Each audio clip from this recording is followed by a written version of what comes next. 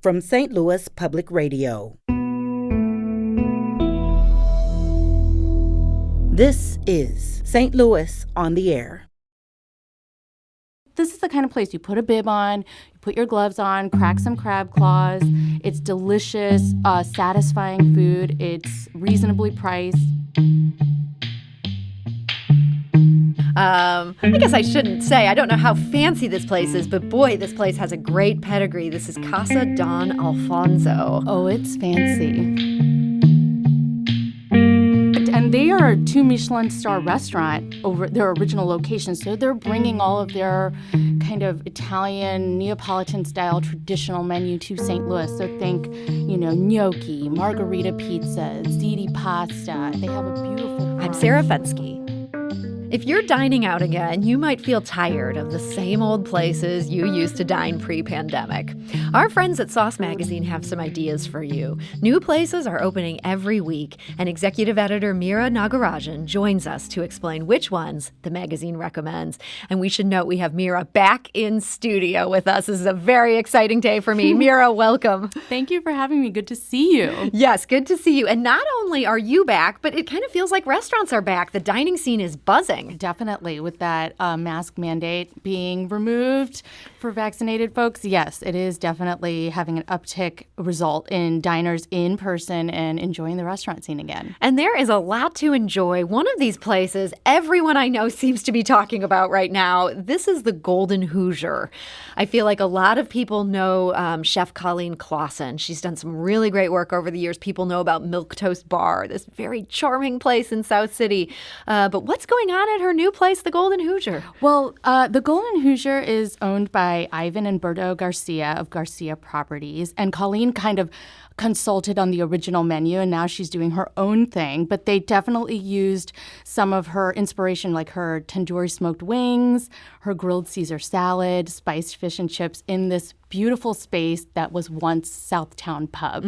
So if you've been to Southtown Pub and you missed it after they closed it, that location is beautiful. They renovated it, and it's just lovely. They have a beautiful outdoor patio, and they have a really killer bar program. I mean, we tried their riff on a pisco sour, Southside Cavy, with pisco, lemon juice, egg white, and a little bit of Angostura bitters. But it's a place that I feel like that neighborhood wants. It's you really go, hang out, get a drink, and just chill all night. It's such a fun space to spend an evening in. So it's not too fancy, but it does sound a bit elevated compared to Southtown Pub, which I loved. But that place had kind of a divey feel inside. Yeah, I mean, so pub fare, a little bit elevated. The space is gorgeous. Like, you won't want to leave. And it's very Instagrammable, and they have all these cool design elements in it.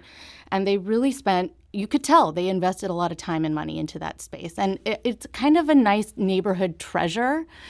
People have so many great memories in that space. So I'm really happy to see it up and running like the way that it is. And it's popular. People love it. It is very popular and so great for South City. Now, let's shift gears, talk about Clayton. When we talk about fancy, I guess I shouldn't say. I don't know how fancy this place is, but boy, this place has a great pedigree. This is Casa Don Alfonso. Oh, it's fancy. It's definitely fancy. It's at the Ritz, and they renovated that whole space. And Casa Don Alfonso, their original location is Don Alfonso 1890 in the on the Amalfi Coast in southern Italy. This is only the second location. That's the first? Yeah, oddly, a St. Louis couple was dining there on vacation. They had a whole conversation. They're like, "Come to St. Louis." It's such a St. Louis thing to do, right? Totally, but it worked. Yeah, and it worked. And they are a 2 Michelin star restaurant over their original location. So they're bringing all of their kind of Italian, Neapolitan style traditional menu to St. Louis. So think, gnocchi, margarita pizza, ziti pasta. They have a beautiful brunch with I had eggs Benedict with a truffle hollandaise. It's the Ritz, so it's expensive. It's an expensive experience. It's gorgeous inside. The furniture is comfortable. The service is on point. But the food is pretty approachable. I mean, you go there, you get a cheese pizza. I mean, that's pretty it's pretty impressive. And I think the pizza chef in particular, Jeffrey Mandaka, is amazing. He trained in New York at all these amazing pizza restaurants. And if you want to get something more upscale, they have that too. I tried their red snapper veils, which was like a red snapper crudo with the cilantro yogurt sauce and pink peppercorn. So you can go anywhere from cheese pizza and a simple salad all the way up to like a beautiful freshly prepared raw fish dish too. So Casa Don Alfonso, that's in the Ritz in Clayton. Now, here's another one. This is in Augusta, and this sounds kind of equally elevated. This is Root Food and Wine in quaint downtown Augusta. Yeah. What's going on there food-wise? I mean, so chef and owner Philip Day, he's doing upscale farm to table. So he ran a successful pop-up at the Lucky Dog Farm in Wentzville, where he would serve guests in an open field. So we wanted to recreate these beautiful farm-to-table experiences and really source locally as much as possible, work with local farmers and different purveyors. And so we tried their gnocchi with curried Buttonwood Farms chicken. We tried their intensely flavorful spring vegetable soup, which was kind of like the sleeper hit star of the meal. He's doing prefixed menus, so 3 courses, 5 courses, 7 courses. And it's really elegant and elevated and really trying to showcase kind of the beautiful produce and offerings that Missouri has to offer. And if you're going to Augusta to go try wine and, maybe you're staying at a B&B, it's a great fine dining, relaxing option for dinner. So that is Root Food and Wine, again, in downtown Augusta. Now, here's an unusual recommendation here. You actually have a spot inside the mall that you're saying really good things about. It is great. I can't tell you how many times I've been in the Galleria, been hungry, had to go to the food court. Instead, you're saying people should go to Oliver's Coffee and Flower Bar. Yeah, their original location, they opened one in Maplewood. This one is on the 2nd floor near Nordstrom. So think it's a cafe, salads, sandwiches, wraps, hot drinks. So we tried their caprese sandwich, loved it. Perfect option when you're needing a break. Their sweet salad with greens and goat cheese, candied walnuts, and a maple vinaigrette was awesome. And, they have some kind of quirky hot drinks. Like we tried their powder pink mocha with espresso, dark chocolate chips, and steamed strawberry milk, or just your traditional coffee espresso drinks. And we also love their coffee tonic. So, yeah, it's a great option when you're in the mall and you don't want to go to the food court. Go to Oliver's Coffee and Flower Bar. And then finally, you have a food truck. This is a new food truck that comes from the people behind Brisket One. People may be familiar with that food truck. What is the Ramblin' Rooster? It's a great name. Yeah, it's a chicken-centric truck. So it's a franchise through Sugar Fire Smokehouse, and they do sandwiches, smoked wings. They have a whole menu of fried chicken sandwiches, and we loved their Soul Train sandwich with the gochujang glazed fried chicken. We also love their chicken and waffle, like fried chicken strips with a sugared Belgian waffle and bourbon maple butter syrup. So they're usually at 9 Mile Garden or at Scott Air Force Base in St. Clair. And 9 Mile Garden is in Afton.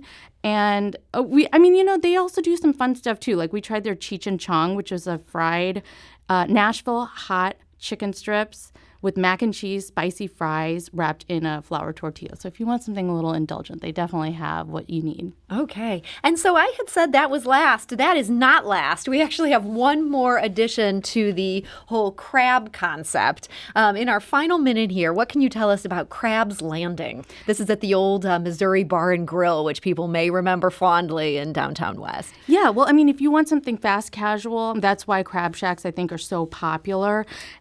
We tried their boiled crawfish and shrimp with corn and red potatoes tossed in your sauce of choosing. We went with the garlic Cajun butter, and you can pick your spice level. We went with medium, but it's like this is the kind of place you put a bib on, you put your gloves on, crack some crab claws. It's delicious, satisfying food. It's reasonably priced, and I think it's one of those places that people keep coming back to, which is why you see all these crab shacks kind of proliferating all over the place. They are everywhere right now in St. Louis. Yeah, you can see like Tiny Chef has like a Korean crab boil offering. There's Joyful House, which is like a Vietnamese twist. So lots of cool crab crab places are opening up around town. This is the latest. And we should mention, for people interested in going to Crab's Landing who used to drink at the old Missouri Bar and Grill, they did not have their liquor license at the time that you published, at least. No. So if you're somebody who used to drink a lot at Mo Bar, you might want to hold off on that being part of your plans. They are working on that. Yeah, maybe pregame. Yeah, do some pre-gaming. They're going to get a liquor license, but at this point, or at that point, they did not yet have it.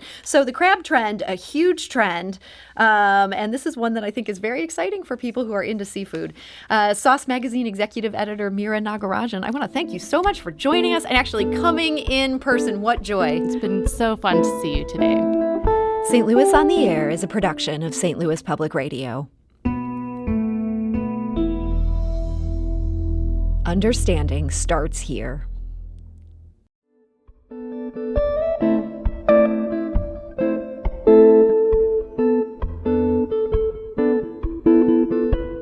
Do you find yourself regularly listening to episodes of St. Louis on the Air? Suggest us to a friend you think might enjoy our conversations. And leave us a review and rating on Apple Podcasts on the App Store. It's the simplest way to help people discover our show. Thanks. St. Louis Public Radio is a member-supported service of the University of Missouri, St. Louis.